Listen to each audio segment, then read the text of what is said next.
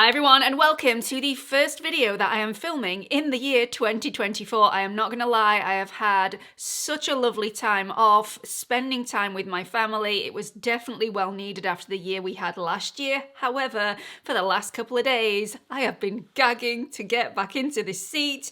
I thought we'd kick it off today with a quick and easy one. Turns out it's not been that quick and it's definitely not been that easy. Surprised me just a little bit. I will go into all the details in just a minute, but today we are going to be reviewing the brand new E.L.F. Camo Hydrating CC Cream. Now, if you have been a regular to my channel for quite some time, you will already know that I was not the biggest fan of the original E.L.F. Camo CC Cream, which has not been discontinued as far as I'm aware. That is still available. This is an addition to the range. Really didn't like the old one. Will I like this one better? I mean, it can't be any worse, can it? Can it? So before we talk about the actual formula, how it applies and how it looks on the skin, I want to touch on ingredients because this is where I hit a wall of confusion over the last few days and it is still blowing my mind. I have been in contact with E.L.F. about this and they can't answer my questions, which to me is a bit of an issue. It's more of a bit of an issue. It's a huge, huge issue for me. And regardless of how this looks on the skin, feels on the skin, wears on the skin, at this moment in time, I cannot recommend this to anyone until they sort their issues out. So let me explain. All I really wanted to know was something that I thought was quite simple and definitely something that we should all be aware of. What are the ingredients in this product that we're just about to apply to our skin? And unfortunately, I don't even think E.L.F. knows at this moment in time. So I've found 3 different ingredients lists.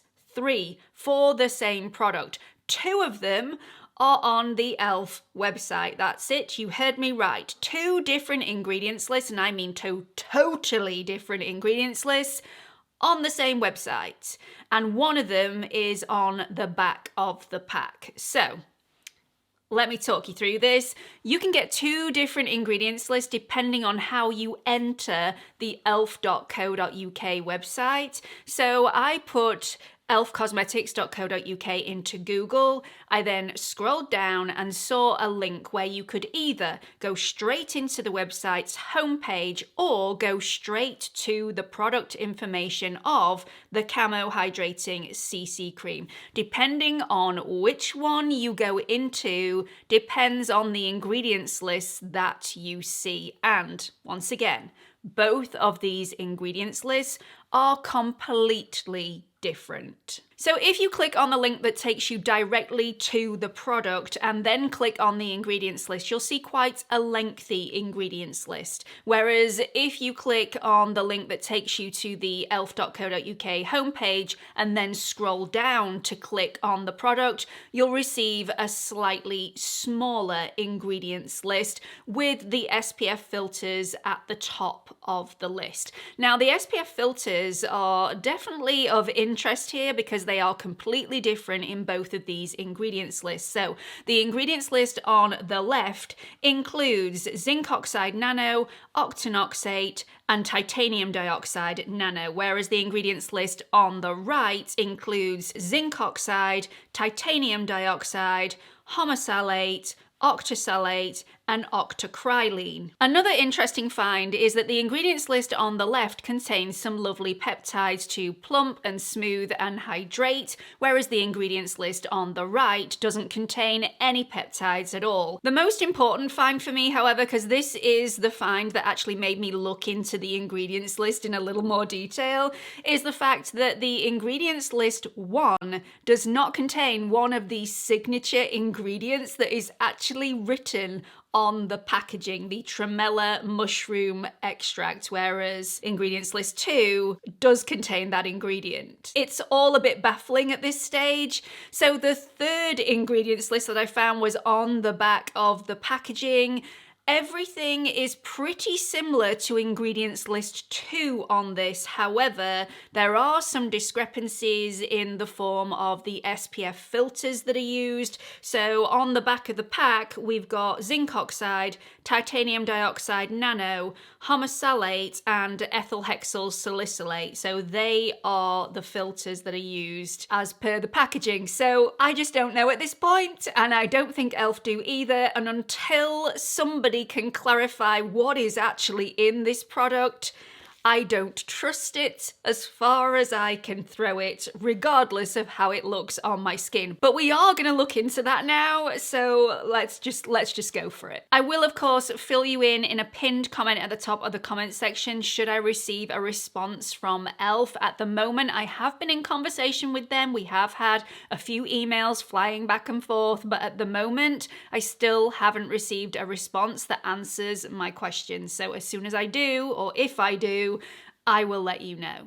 So this is the E.L.F Camo Hydrating CC Cream, £15 in the UK, $15 in the US. You get 30 grams worth of product or 1 ounce. It comes in 30 shades. I've gone for the shades Fair 120N and Light 205N. Light 205N is the best match for me, even though it is a smidge deeper than my natural skin tone. This is the one that looks best on me. Fair 120N is just way too fair. I will pop a couple of the ingredients on the screen now for you. These are the ones that are the same in all 3 ingredients lists, so I think we can pretty much guarantee that they are going to be in the formula in some quantity. All 3 ingredients lists say that this is alcohol, fragrance, and essential oil free, so hopefully we can trust that. And it does have an SPF of 30 within there, or so we've been told. Unfortunately, I can't tell you what those SPF filters are because, like I've just said, each ingredient list contains different filters. So if you are sensitive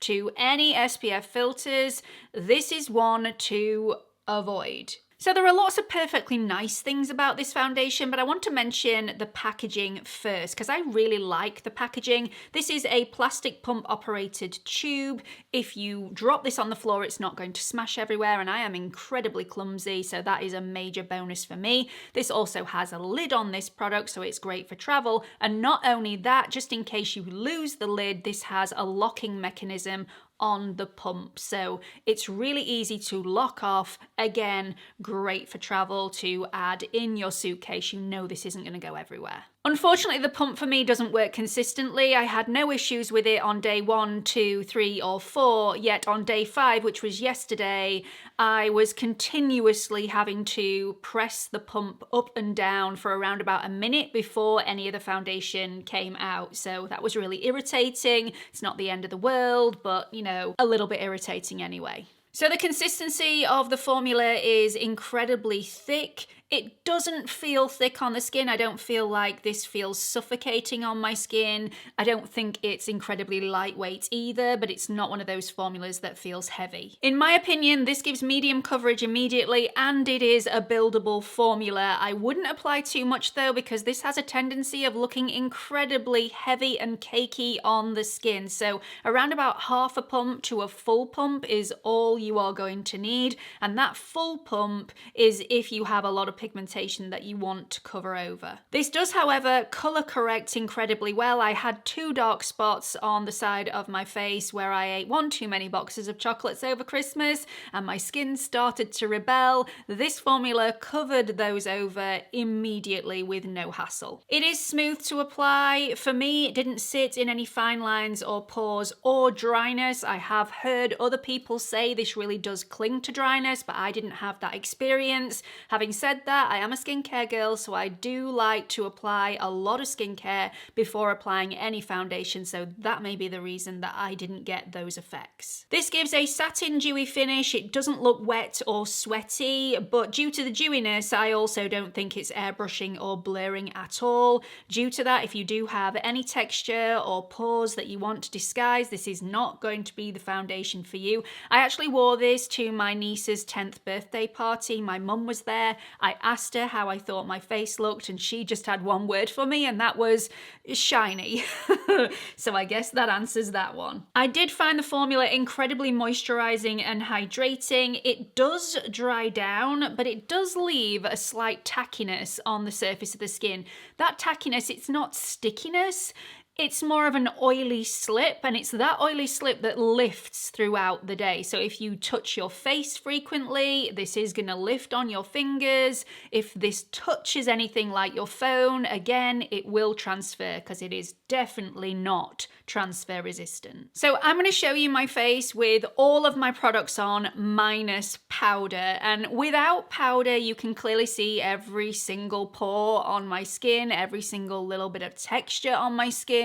And for me, it's just not flattering for me. I don't like to be able to see all that. I like to airbrush everything out with my foundation. And if this foundation isn't going to do that, then it requires powder for me. Also, the powder will help to diminish that oily slip on the surface of the skin. Again, it won't completely eradicate it, but it will make it a little bit better. Unfortunately, let me show you this foundation with powder on it. It takes powder absolutely fine. I mean, it doesn't grab to this foundation in specific areas and look patchy, but the powder does make this look a lot heavier than it did before the powder. So if you don't want a seriously dewy skin, or you're one of those people that likes to touch up your face with powder throughout the day, again, this is probably not going to be for you. I did put this CC cream underneath my eyes to test out whether it looked decent, and I don't usually put foundation underneath my eyes. It didn't look bad. It definitely needed powdering. It would crease absolutely everywhere if I didn't powder it in place. But again, once powder had been applied, it looked very, very heavy. It did last throughout the day though, so let's have a look at the wear test. I wore this on lots of different days. I didn't wear this for less than 8 hours on any of the days that I tried it. Funnily enough, the worst wear that I got out of it was when I had an E.L.F primer underneath it. It just didn't seem to sink into the skin at all, and the amount of lift and transfer that I got throughout the day was on another level. So the best wear that I got out of this was when I was wearing no primer at all underneath it, which is bizarre, but that was my experience. So this is after 11 hours. You'll see that, again, you can still see all my imperfections. It has clung to a little bit of my dryness around my chin area, but not massively, and that happens with a lot of foundations after this length of wear. It does look heavier around my nose, a little bit cakey, nothing to write home about, but definitely shiny, and it looks incredibly heavy between my brows and on my forehead. Now, on this day, I actually went to the hairdressers, so around the perimeter of my forehead, you will find that I have no foundation left. That is not the foundation's fault. That was shampooed away whilst I was in the chair, so that's got nothing to do with the foundation. The rest of the foundation held up pretty well. I definitely think this is a long-wearing formula. Whether you want it to be a long-wearing formula, however, that's personal preference. One thing I forgot to mention, and apologies for that, is that the shade 205N oxidized a little bit on me. It wasn't anything to write home about, but there definitely was some deepening of shade as the day progressed. I have heard other people say that other shades oxidized massively on them. I can't speak to that. I can only speak from my own experience, but there was definitely some oxidation going on, but again, it wasn't massive. So would I recommend this foundation? No is the opinion at the moment, but that is mainly because of the whole ingredients discrepancy, and until I get a straight answer for that, I just can't recommend this to anybody because I don't know what's in it. But I don't think it's hideous. I don't think it's an awful foundation. I don't necessarily think it's a good one either. We're sort of somewhere in between, so it definitely won't be going in my top drawer anytime soon, but I don't think it's bad. I'm not sure if that's going to help anybody out. I just, you know, it's nice. It's okay. If you've tried this foundation already, I want to hear from you, and so does everybody else. How did you get on with this foundation? Did it sit in your fine lines or pores? Did it sit in your dryness?